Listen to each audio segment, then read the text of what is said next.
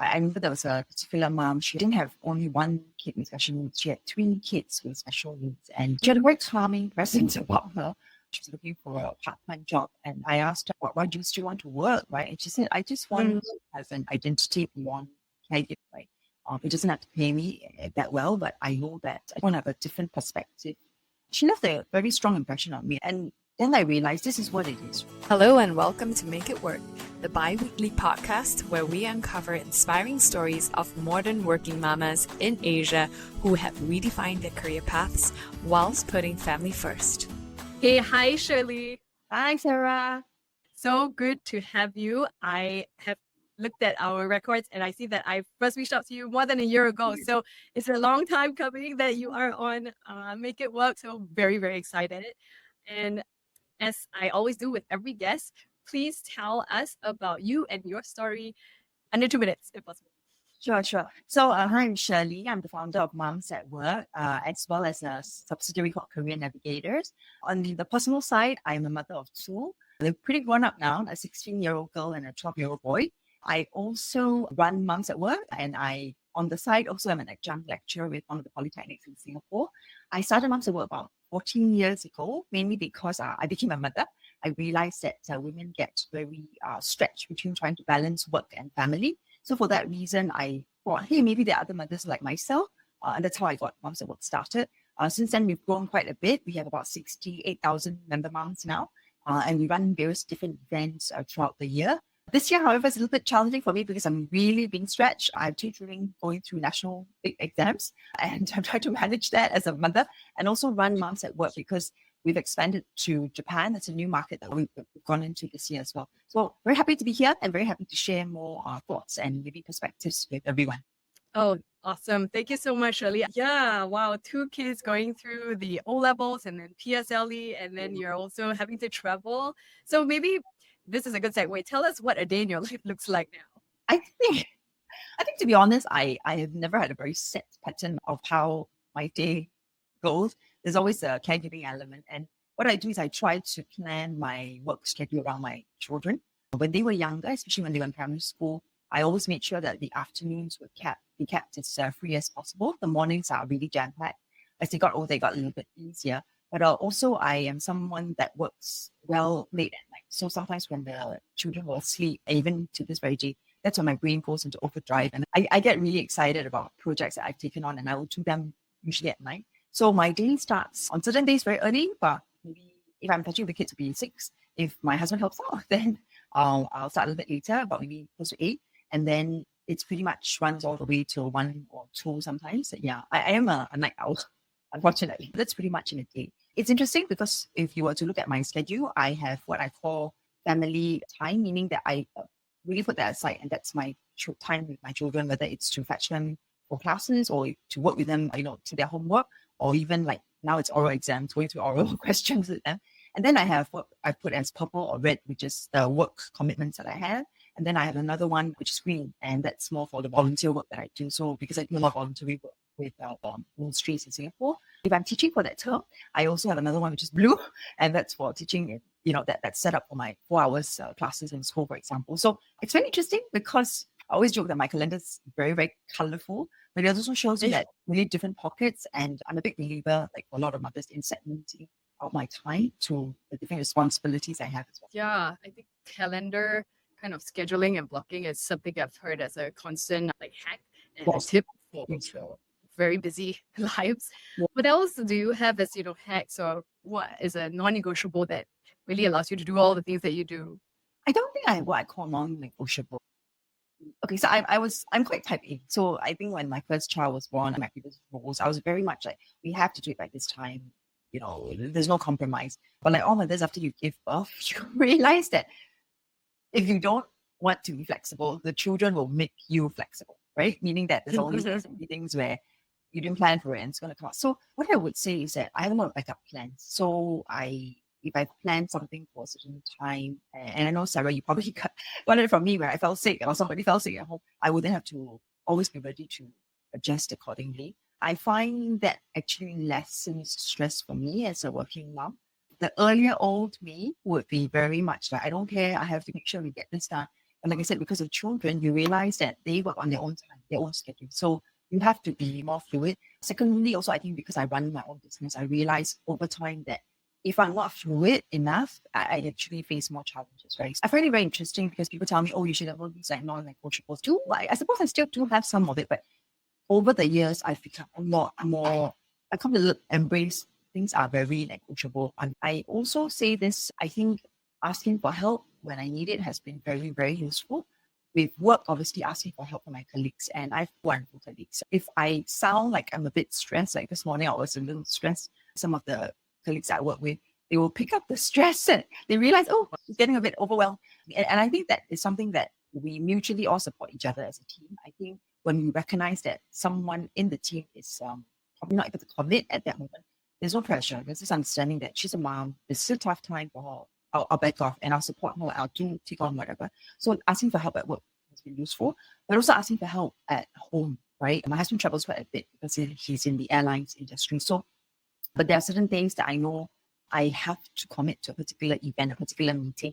So I'll let him know beforehand and I say, please mark down that day. Ideally, when you plan your work trips, just avoid that timing if you can. Or if I cannot, then the kids have certain things that they can take on. As they get older, they get tasked as well. So I think what's interesting for me is really that over the years I've learned if I ask for help from the people around me, things actually flow better. So it's less about, because I like structure, I like organization, but there are times where I just cannot commit and it's about asking someone else to support me rather than I'm going to go at it alone, right? So this is something that my older self is probably, if I could live my life 15 years ago, I would be a bit more kind to myself. Yeah. Interesting. So yeah, I think running your own thing is very tied to wanting that control and making sure things are going to your expectations, right? So I'm sure learning to let go and having others step in is a big part of growing as a sort of entrepreneur. And also as a mother, you can't control your children's personality. You can shape up their habits just to an extent, but if they're really messy, and I'll tell you this as a teenager, a mom to teenagers, if they're very messy, they will try their best to be organized, but inevitably it will go back to what is their messy side. So there are some things that I think it's the beauty of it as well, right? You only learn as you get older. Otherwise, if you refuse to learn, that's when life keeps giving you lessons again and again. It's actually the same at work. If you're going to meet certain clients, like you meet certain employers who are very set in their ways and trying to change them doesn't, you keep going at it and trying. And you find that because they don't want to change certain ways, they meet roadblocks. But over time, if they start to let go and change certain ways of running, even hiring campaigns, for example, they get better at it. And then they realize that, okay, it's really a lesson I learned. So I think this whole 14 years, both as a mom and as a business owner and running a social organization more than anything else, I think it's really about that idea that when things happen, you have to learn to ask for help and learn to let go or change what you can. Don't go at it and keep pushing at it because it's not going to get anywhere until the time is right, once the situation changes. Yeah, wise words. Sounds like something. It's so many pain points that after a while you realize that's it, right? If you don't do it, it's going to come again. I think interestingly, it's the same with parenting children. Sometimes they will fight you tooth and nail about something. And rather than go hard at it, it's saying that, can I slowly shape you to have the right habits? Can I slowly find the ways to solve the problems that you have? And I think that's the most beautiful part about parenting, that you're forced to be better in a way. Yeah, that's a really good way of putting it. Forced to be creative, forced to let go. But I mean, not totally step back, but I guess, sometimes it requires that, but to let it work as natural course. Like, okay, he doesn't want to wear, protective gear. Sometimes he just has to fall and bruise. Yeah. There's certain battles to, my late mom used to say, there's certain battles you fight and there's certain battles that you have to let go because it's a personal lesson for the person involved as well. So in this case, our children, right? Or even our spouses, right? So I think that's something that I'm still struggling with it, obviously, because I was so much of a type A beforehand. But really with time, you realize you can't do anything about it. Actually curious about that point. How do you get maybe inspiration, or did you have role models or books or resources, things like that? Or is it more learned experience? What has really inspired me over the last 14 years are actually sometimes the women that we support. So I love the events we run because I get to meet them.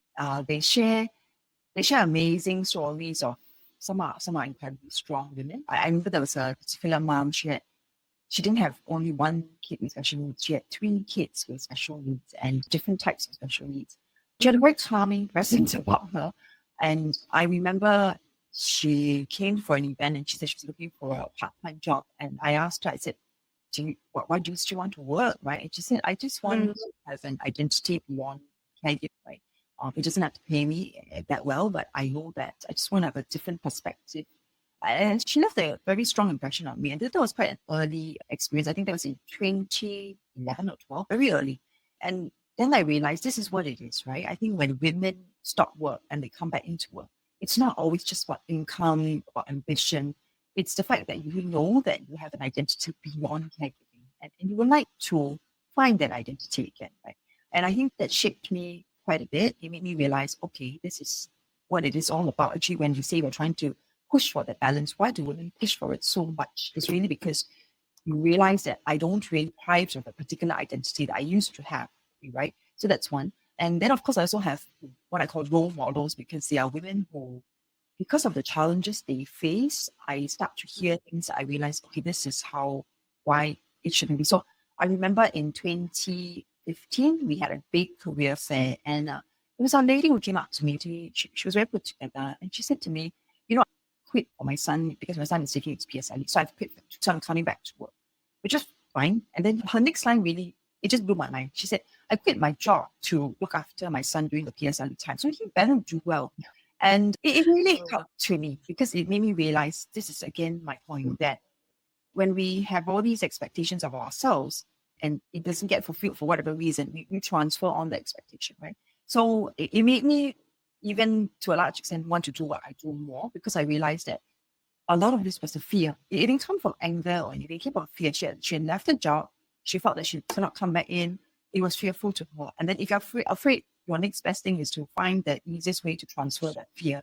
And then it became, I want my son to do that because he's a report card from my work. You see what I'm saying, right?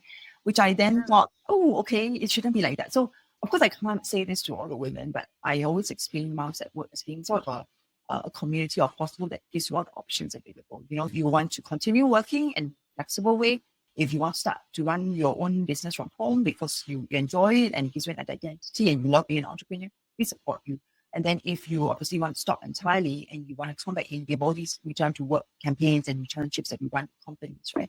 So what I'm trying to say here is that if you think about it, there's no excuse for the choices that we make as a mom. It's really about us. What's the decision that I've made for myself? So just now to your point, do I have role models? I find that it's really the women I meet every time, you know, through our events. And then the obviously stories about how they're older. They inspire me. They get me thinking, okay, what else can I do? So I remember when we launched Singapore 40 over 40, more than 4 years ago now, it started because some women came up to me and they were quite young. They were in their late 40s, right? You won't think that's a retirement age. But they were trying to come back into work and they were told at interviews very subtly that they were too old to learn new things. And I thought, this is a bigger societal issue. It's about ageism, right? So then I said, okay, you know what? I'm quite tired of hearing about Forbes 30 under 40. I mean, I love the idea of it. But you think about it, when you're in your 40s, it is harder. You have family, you have you have health challenges, everything comes in. And yet you're brave enough to restart a job. You're brave enough to change a career path entirely. You're brave enough to even start a business in some ladies in their 50s. And I think that should be celebrated, right? So that's why we created Singapore 40 over 40 and we run it every 2 years now. But it's a bit to my point about how, because somebody's story then gave me reason to think about it and say, what is the bigger challenge here and how can we then do something about it? Right? I really resonate with what you're sharing about that internal mindset shift that is required to be at peace with a different identity, right? Especially as a mom. And what you talked about with the 40 over 40, putting these lesser heard stories of other, kinds of role models or different success stories that aren't the conventional, left school, drop out, a unicorn founder or something as like success stories in their own right that we, I guess, don't see as much of because of maybe the societal sort of bias towards youth. Also, because I always joke that it's not a sexy enough story for media to pick up. Yeah. The day-to-day is mundane, but sometimes the day-to-day is also what helps us get by. Because sometimes I think it's challenging to constantly have the picture of someone who is so successful, they do everything and they look amazing on Instagram or Facebook, but the truth is we don't, right? You wake up making a mess. We have our mess days, right?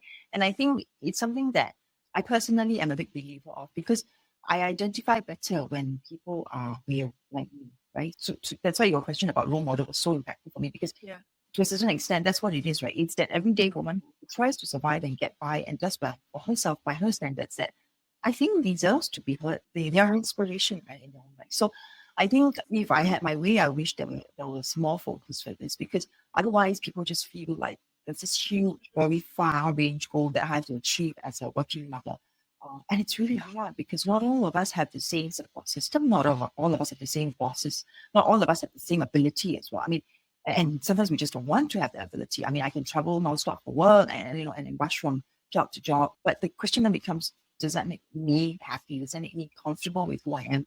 And I think that is something that I would like very much for people to think about. It's not what other people do. It's about what you do for yourself and your family and the people that matter. Amazing. I think if we can dive a bit deeper into more of your personal story, I want to hear, if you can think of any difficult times you experience, whether as a mom or as an entrepreneur, or even the intersection of those. Yeah, wait, I know you've mentioned before that you've burnt out a few times. Could you share a little bit on those? Bring us back to those times and, what got you out of it? How did you work it through?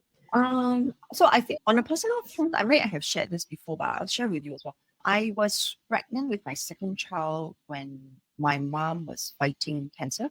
And very sadly, she passed away just before my son was born.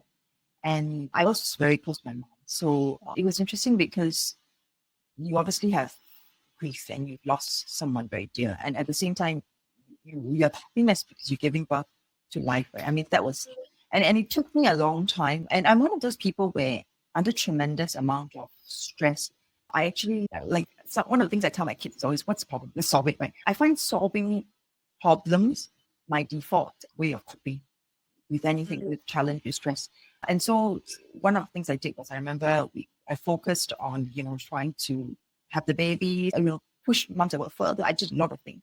And I think 6 months in after the baby was born, I think that's when it finally came crashing down because I was going, right? And it's interesting because nowadays we talk about mental health, mental wellness after birth. Yep. I don't know if it was postpartum depression because it was all rolled into one.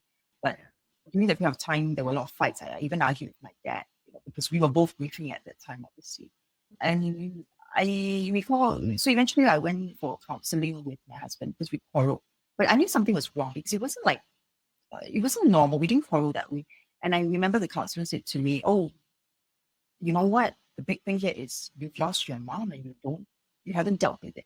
And I think sitting in that room and crying was very therapeutic because you finally realize, again, because I'm a problem solver, what is wrong? Why are things wrong, right? I realized instead of allowing myself to grieve, I focused on embracing that I'm giving birth and so on, right?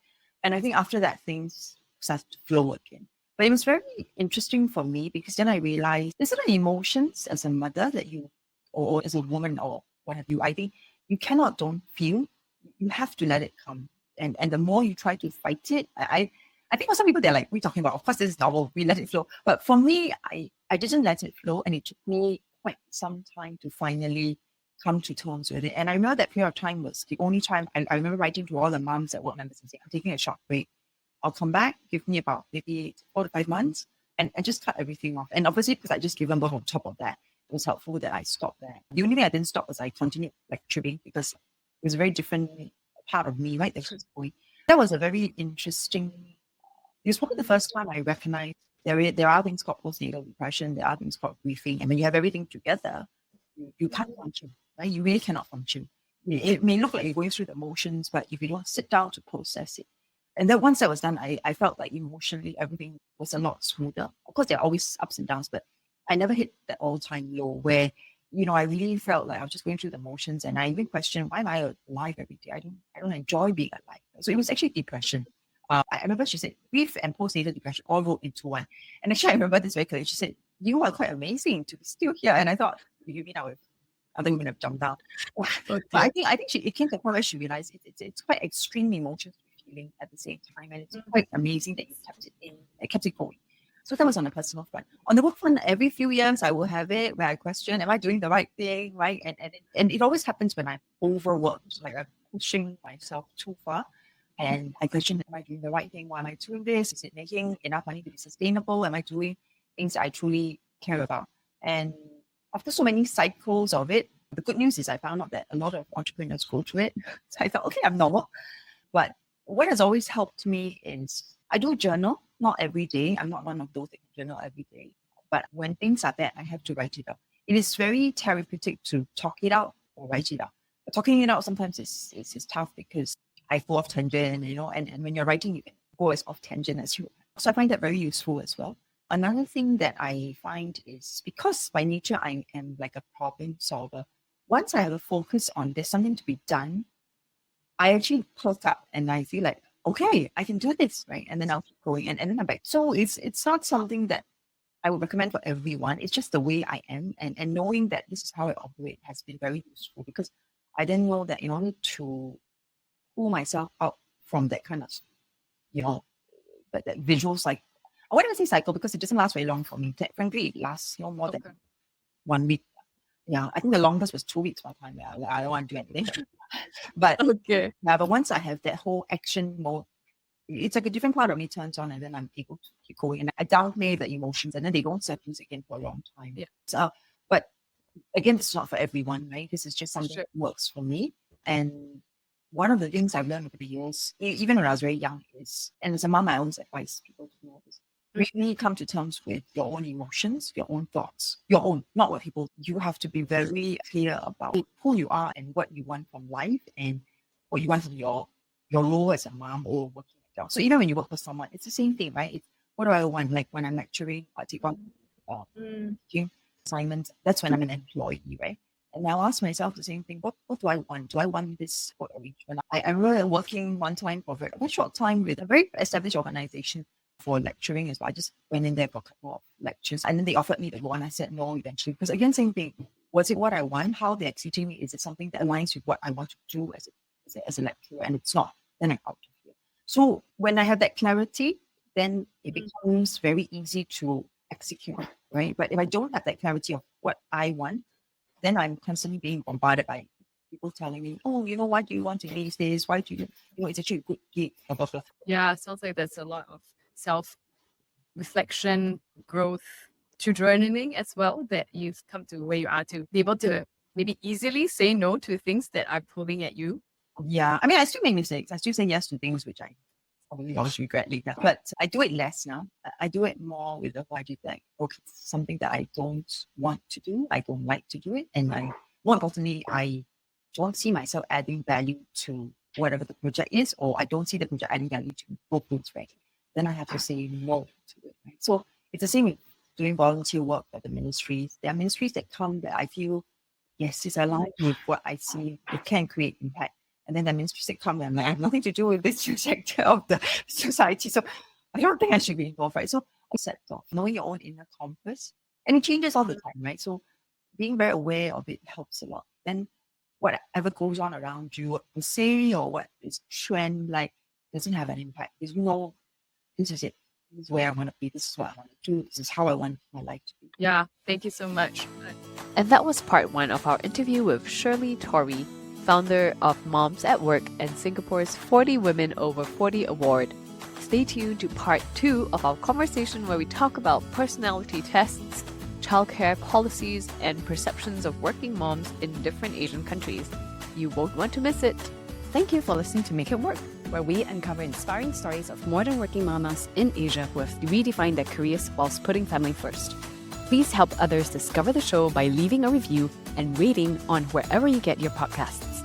Don't forget to follow us on Instagram, LinkedIn, YouTube, and TikTok. Meanwhile, here's to you, making it work.